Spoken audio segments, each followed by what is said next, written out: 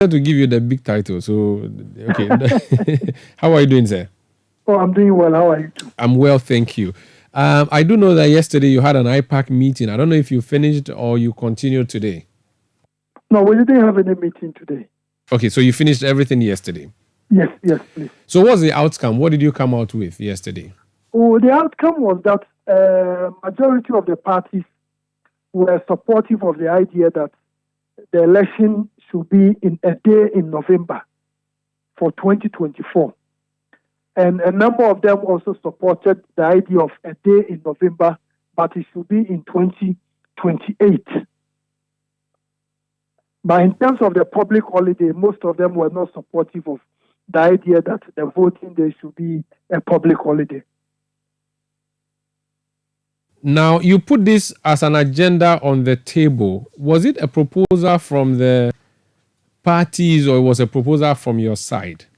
It was a proposal from the parties in 2015, 2016. But the EC was not able to see to its implementation because Parliament did not back it in 2015. So the EC decided to resurrect it because apart from it going to benefit the political parties, it's also going to benefit the EC, especially when you have a runoff. Because by law, we are supposed to have the runoff, organize it within 21 days. So the thinking of the EC was that if we can work on this to ensure a successful passage in Parliament, then we are going to have a situation whereby after a major election, if we have a runoff, we'll have enough time to be able to prosecute it. So this proposal of yours is coming from the aborted plan of 2016. It's not as if a consortium of political parties approached you this time and requested that you should let us vote on November 7. Yes. So a proposal from the parties in the past, which was resurrected this year. Why did you take all these years to resurrect it now? You know, the commission looked at several scenarios, especially in 2020 with COVID. It wasn't a good time for us to do that. So since last year, we've been working on it, looking at our equipment, our personnel, and several factors. So we came to the conclusion that 2024 will be a good time to initiate it and perhaps implement it so that from 2024, we'll be able to have our elections, general elections in a day in November so that we'll have enough time in case there's a runoff. And it also impacts positively on the transition, especially when a new government is changing to another government in that way. I see. Let's look at your calendar now. Are you sure that November 7 is sufficient for you as an electoral commission based on everything you're supposed to roll out between now and November 7? And if you could kindly walk us through your plan, we would be grateful. Well, let me make something clear. We didn't mention November 7th. November 7th was part of the 2015 proposal. This time, the discussion was on a day in November, but we didn't choose a particular date. We didn't choose a particular date. So it could probably be maybe a Monday, a third Monday, a second Monday in November, in that order. In terms of our calendar, we mentioned it to the parties that we are going to make it available to them. We are looking at hopefully by next week. We've not made it public, so it's not something I can share. But what I can tell you is that we've assessed it, we've analyzed it, and we are very, very sure we'll be able to do it if we agree that we want to have the elections in a day in November. I see. So you are yet to roll out the calendar, or you are yet to publicize it, but you are certain. No, we are yet to publicize. We have it internally. Okay. We are yet to make it available to the parties, the media, and all Ghanaians who are interested in it. But you are certain that November, if you were asked to do the elections in November, you can do that? You know, Mr. Umaru, November 30th is still November, and that's only a week or so away from December 7th. Yes. 20th November, maybe you are looking at 2 weeks and some few days. It's still within around, not far away from December 7th. So it's something the commission will be able to do. I know, but I think November 7 is the ideal or earlier because of the issue of transition that you talked about. In other countries, in the US, they vote around November 4th thereabout and have their handing over in January. So if you want longevity or duration or long time to deal with, I think that would be the right thing to do. But let's still the make progress. discussion didn't talk about November 7th. I want so that, but we, as you said, if you wanted something that will give you a longer period, preferably something around early November will be better. Very well. Can you give me the major assignments you're going to undertake this year? Oh, this year it's not going to be different from what we've done in the past. Definitely, we are going to have a voter registration exercise. All those who have turned 18 since our last registration, and all those who, for one reason or the other, have not been able to register as voters, the Commission will make that opportunity available once again. Apart from that, we are also going to be rolling out the exhibition exercise. There will also be transfer of votes. Those who want to go and vote in other places, they relocated to these places and they want to go and vote there, that is also going to be undertaken. Apart from that, voting by proxy will also be announced. Those who are interested in voting by proxy, that opportunity will be made available as well. Beyond that, we are also going to be having filing of nominations for the presidential election as well as the parliamentary. And the election proper, we are also going to have it. So these are the main activities. And very soon, very likely by next week, we'll have a calendar available so that people will know exactly when the registration is going to begin, when the exhibition is going to begin in that manner. Just for emphasis, when you put it before the IPAC yesterday, did any political party support this November idea? Oh, no. Most of the political parties, I would say, we had, as far as I can remember, about 9 political parties were present yesterday. And all of them supported the idea of having the elections in November, but it should be in 2028. All of them. And the majority of them, 5 out of 9 of them, supported that if the EC can go ahead and implement and meet the calendar of Parliament, then we should be able to start in 2024. So 5 out of 9 agreed that it should be done this year. This year. And the CSOs that came, all of them, CSOs, when you look at the minutes of IPAC, all of them, the idea that if the EC can work on the timelines and meet the deadlines of Parliament, then it shouldn't be a problem. Let's go ahead and do it. But the other 4 said, looking at the timing, they don't think the EC will be able to meet the parliamentary calendar very well. So let's defer it to 2028. Could you kindly share with us how the 9 parties voted on this issue, so we know which ones? No, we didn't vote. You know, when I say vote, I mean which of them agreed that you could do it in 2024 and which ones disagreed. I cannot readily mention. Okay, then let me just refer to the major parties, the NPP and the NDC. How did they vote on this subject? No, the NPP said they were for it as long as the EC will be able to work within the calendar of Parliament to be able to meet the deadline. And the NDC obviously said otherwise. I'm looking at the director of elections of the NDC's post, Dr. Adonamani Boama.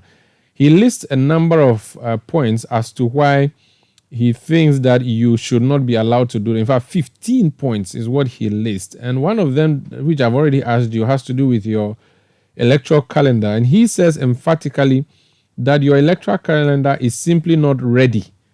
And for instance, point 8, it says, did you know that another voters registration exercise must take place this year? Yet, because the EC's calendar of activities is not ready, we are left guessing. Why is your EC calendar not ready, and yet you are trying to impose something on Ghanaians when you are not even ready yourself? You've not fixed your own house. Hello, sir. Yeah, I'm listening. Yeah, so I was reading for you. The EC calendar, what we told the parties was that the calendar is ready. We are working with it. Most of the activities have begun, or let me say some of the activities, but we'll make it available to the parties by next week. Yeah, but the point is that you are not ready. You have not sorted out your own domestic issues, and so you shouldn't be biting more than you can chew. Mr. Sander, the EC has done this in the past. So are we saying that if we know convincingly that we will not be able to do it, we will come out openly that, oh, this is something we can do, when we know we cannot do it? We'll be able to do it. Oh, We've are done it you in the sure? past. The EC in No, the past told us it will conduct elections for us at the local district level, and they performed abysmally. We recall no, that. It we was didn't just a few perform weeks abysmal. ago. We did it. Mr. Sen, don't forget, in the district level elections, we had elections in 12,500 different places. In the And national election, you do it over 30,000 places. So it makes it no, even worse. the national election, no, it's different. What we did in 2023, the national election this year will be about 8 to 10% of that. Don't forget, in the district level elections, I was making the point, we did it at 12,500 different places. I'm not talking about polling stations, different electoral areas and units. But the 2024 election, we are going to do them. We have, let me put it, about 277 different types of elections. So they are so different, and that of the 2023 is more complex. Every electoral area, you have candidates for assembly, you have candidates for the unit committee. But in the national elections, the whole of Ghana for the presidential is one constituency. And for the parliamentary, the whole of Ghana, you are looking at 276 different elections. So that one is so different, less complex than the district level election.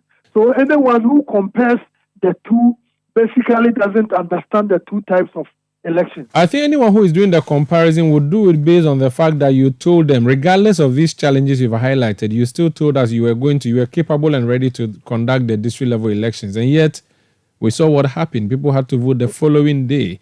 And so, if you believed and trusted that you had the capacity to do it and you failed, then we should still not trust you. We'll be looking at you with suspicion if you say to us that this time around you can, no? Anyone who claims we failed, as I said, doesn't understand. We had some technical challenges. That's failure, sir. That's failure. You can make your projections, you can do your estimations, you can plan, but along the line you can face certain challenges.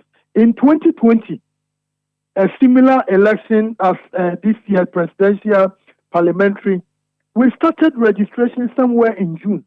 In less than 6 months, we were able to have one of the best elections in our history. Okay. So the commission is well convinced that we are capable. We have what it takes. We have the people in the various regions, various districts to be able to ensure that we succeed. All right, you still believe you are capable. There is a part, and I'm looking at, again, Dr. Manibwama's statement. He says that, and this is legal, so before we can vote November 7 for MPs, there needs to be an amendment of the 1992 Constitution, Article 1124. Now, it is an unentrenched or non-entrenched clause, but you still need members of parliament to vote for you. 2/3 of MPs need to vote to agree to that.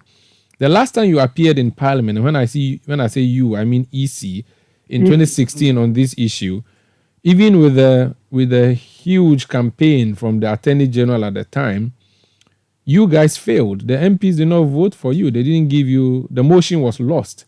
What guarantee do you have this time around that you're going to have a 2/3 MPs agreeing with you to roll out this process, considering that we have a different type of parliament this time around?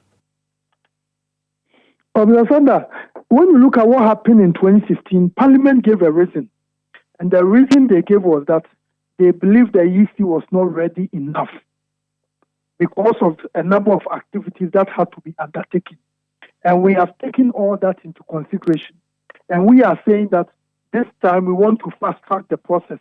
We want to begin as early as possible. And that's what we have done. So a lot of the activities that must be done, the documents that must be put together, we have started, and we are fully ready for that. So when you read the answer, those reasons were given that, the EC must undertake a number of activities. So in principle, it wasn't because Parliament was against the EC's proposal, but Parliament gave a reason that looking at the timing, the EC was not in a position to undertake all these activities before the November timeline the EC was given. And we, armed with this information, we have initiated a lot of activities. And what we are saying is that looking at the parliamentary calendar, we'll be able to do it and have the elections in a day in November. And when Mr. Sanders, the EC, we don't work for ourselves. We work for the good people of this country. And we are saying that In the event there is a runoff, we are going to have only 21 days to be able to do that.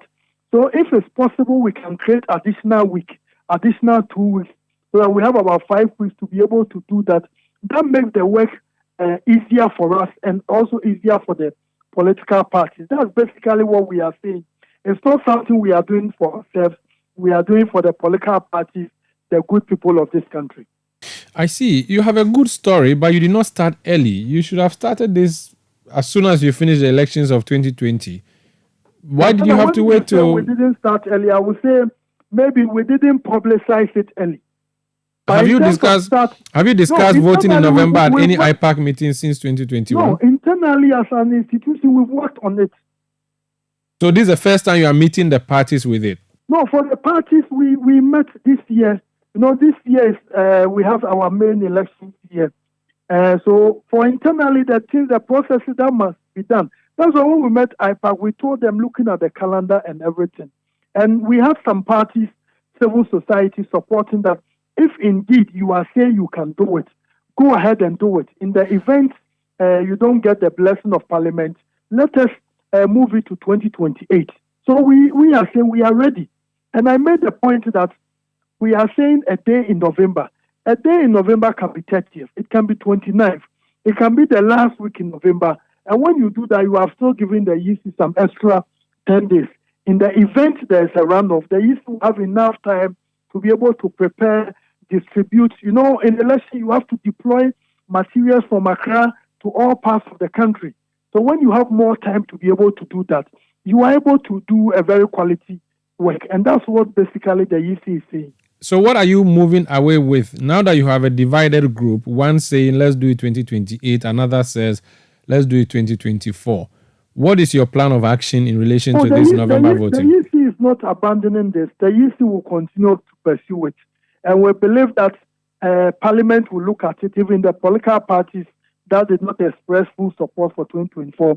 If they look at the evidence on the ground and they realize that the EC is well poised to be able to do it in November, I believe they are going to support it. Because I made an earlier point, we are not doing it for ourselves.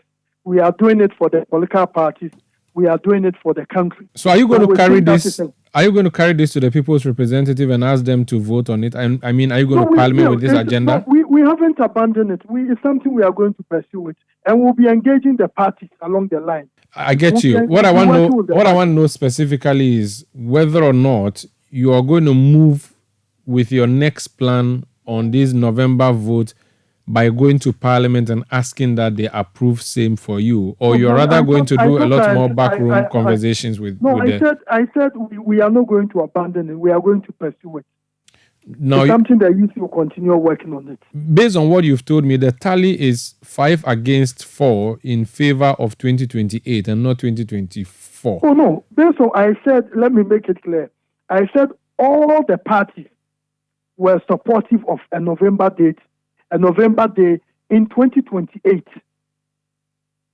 However, a majority of them were supportive of 2024, as long as the EC can go through the necessary legal processes to have it in November of 2024. So I said all of them were for the 2028, but a majority of them were supportive of the 2024, as long as the EC can go ahead and implement. Okay, so it means that you are going to go ahead and implement. In a way, if you want to look at the balance, we achieved consensus. When are you going? Of 2024. So when are you going to start the paperwork to appear before Parliament with this proposal?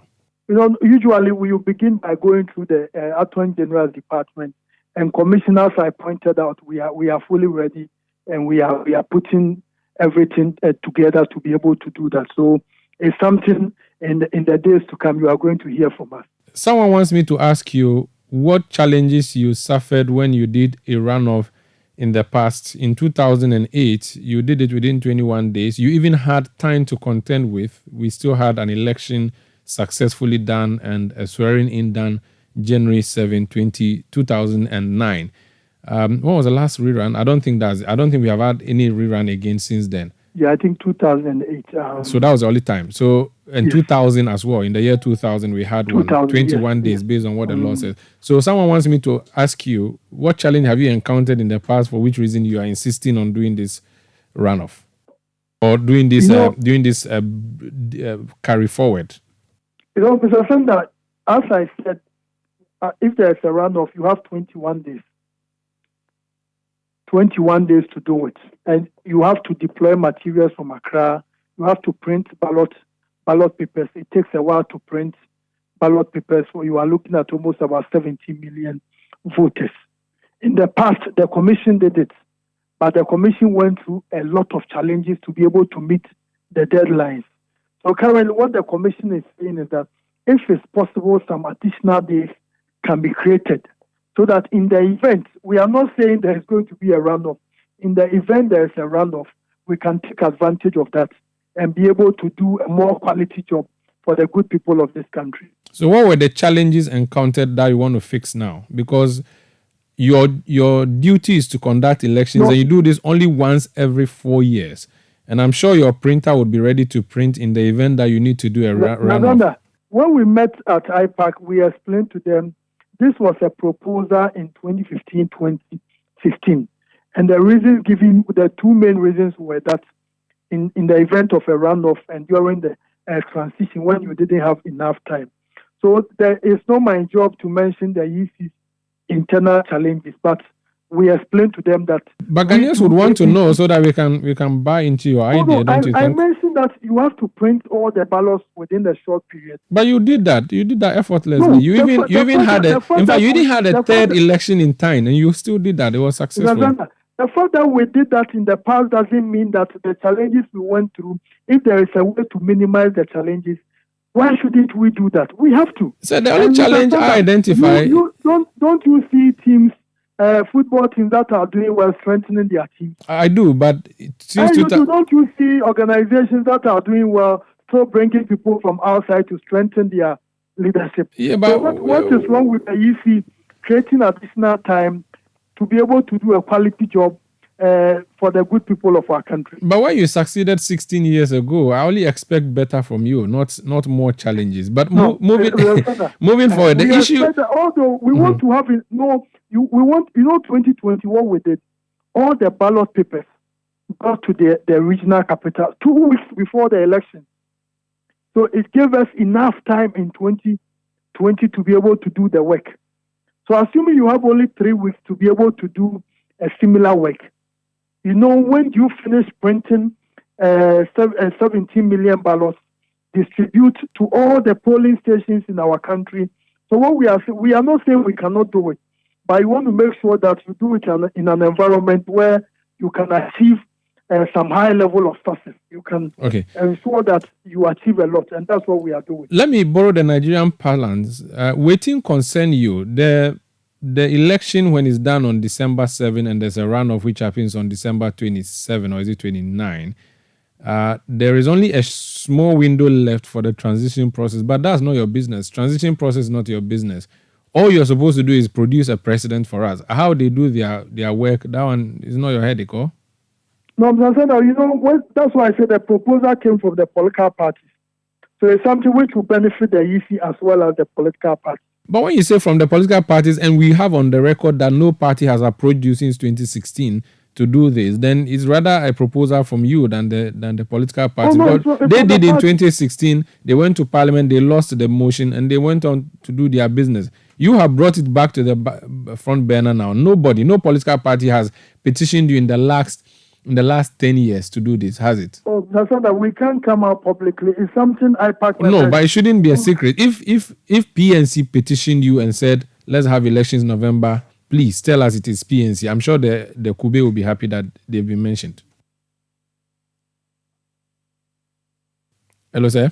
Hello, yeah, I can hear you now. Yeah, I'm saying that. So I want to know which party petitioned you and said in 2024 we want to. Has petitioned us. So then it's in your interest, not in the party's interest. Because if you say you're doing for the parties. Of the party. No, but they haven't asked you to do it. Reasons have enumerated. It's also in the interest of the parties. And the parties want the EC to be efficient and effective. So that's why when we went to IPA, we explained to them, a number of the parties said, they thought this was a good thing to do. Once the EC has indicated they will be able to do it. Okay, let's move on. The director of elections of the NDC has, again, in a statement, there's something he talks about. He says that you must be seen to be punishing erring EC officers who rig elections for contestants, and the EC must also be punishing the EC officer in Nandom, in the Upper West region, who openly declared his MPP affiliation during the last weekend's MPP primaries. What have you done about this so far? No, Mr. Sana, come again. So, Dr. Adonawani Bama has reported your officer in Nandom, who, according to him, openly declared his MPP affiliation during the just ended MPP primaries. What have you done about it since he complained to you? Nothing like that has come to our attention. Did he formally petition you? No, nobody has petitioned us. But he said it to you at the IPAC that you should punish this person, or he did not? No, nothing like that came up at IPAC. Oh, okay. So you're not aware that there's an allegation that your Nandom EC officer has openly declared his support for the MPP? No. If our officer had done that, it would have come to our attention by now. Oh, okay. But if... No, I don't think that something like that happened. Very well. So if it happens, you would take action on it, wouldn't you? No, if it happens, we'll look at the evidence available. Based on the allegations we will look at it. We'll invite our officer. Because our work is supposed to promote the Ghanaian project. So we don't expect that our officer will be openly saying that, I support Party A or Party B. Nothing like that has come to our attention. Okay. Once it's not done, then if anything at all happens, the regional director will be able to inform the commission. We haven't received any complaints to that effect. All right. Yesterday, I spoke to Sribo Kwaku, your director of electoral services, on Yendi. He said you were yet to receive a report on Yendi to take action on what the situation there is. Have you received any report as yet? No, so far the region has sent us something and the commission is looking at it. Okay. Finally, the no Ghana card, no voting agenda. Are you still on it, or you have not abandoned it completely? No, we haven't abandoned it. It's something the commission is very much interested in it to ensure the credibility of the voters register. So it's something the commission will do its best to be able to push for it. And we want to use this opportunity to encourage all those who are qualified to register as voters to make the effort and get the Ghana card. During the just ended registration, those with the card, you realize they didn't have to struggle like their colleagues who had to use the guarantor system. So we think that it's a good thing. It will strengthen the credibility of our register, and it ensures that the foundational document, which is very central to proper election management, is a credible one. So this is something the commission strongly believes is a good thing. And we think that if the parties want to ensure elections are credible, it's something they must encourage their supporters to get the Ghana card, and it makes life simple, not only for the commission, also for voters who want to vote in elections. Since you are both state institutions, what engagement have you had with the National Identification Authority to be certain that they have issued the cards to everybody who requires one so that they can register without a problem? Well, the last time we engaged them, the numbers they gave us, they were quoting almost 18 million. So it means... So we believe that if indeed they are able to continue to do the registration, anyone who wants to register as a voter will be able to get it. We think that if even it is not a requirement to register as a voter, it's not the only requirement, people should be able to get it because it makes the registration process very simpler, very smooth, unlike situations whereby one person will have to bring two people to come and vouch for you in that manner, and we don't think it's the best. So it's something we encourage individuals to get, and we expect the Ghana card to also be doing their work to ensure that all people who are qualified get the opportunity to register. I was just going to say thank you, but someone has sent a message saying I should ask you when you are going to pay those of them who worked for you as, is it polling agents or what's the proper title in the just ended? So we have started the payment of it. Mr. Sanders, the problem the commission has been having is that a number of the people we engage, they bring wrong bank accounts. Really? So that's the challenge we've been having. And the exhibition we did recently, you go almost about 20% of the people, their bank accounts are details. And the challenge we also have with the banks is that once you send a payment, if About 2% of them, their details are wrong. The bank doesn't honor the checks. Pay them with mobile money or give them tabletop cash. Oh no, but our processes we don't do tabletop. Oh, but if bank is failing, So give them their money, or you can let them officers. sign. Let them sign that they received. The Auditor General will understand. No, we've gone very far as a country. We think certain activities must be in the historical dustbin. So Okay. Do mobile money, because they said they want their money. This gentleman has sent his message. He said they should send him money. Some of the payments have started, so a number of them should be getting their money this week. Is it the case that you don't have money to pay them? Oh, we have the money. That's why I said the problem we are having is because of wrong bank detail. But as I speak now, those who did the exhibition, almost about 95% of them, the payments have been sent to the banks. So we do expect that by tomorrow, tomorrow is Wednesday, by Thursday, Friday, people should get their money. Those who don't receive their monies by Friday, what should they do? No, once you don't receive that, it means there's a problem with your account. Should they come to you for rectification? No. You need to contact your district officer. Very well. The district where you did the work. So we are working on. We want to make sure that we pay everyone. Thank you so much for speaking to us, sir. Thank you and best wishes to you. Enjoy the new year. You too. Enjoy the new year.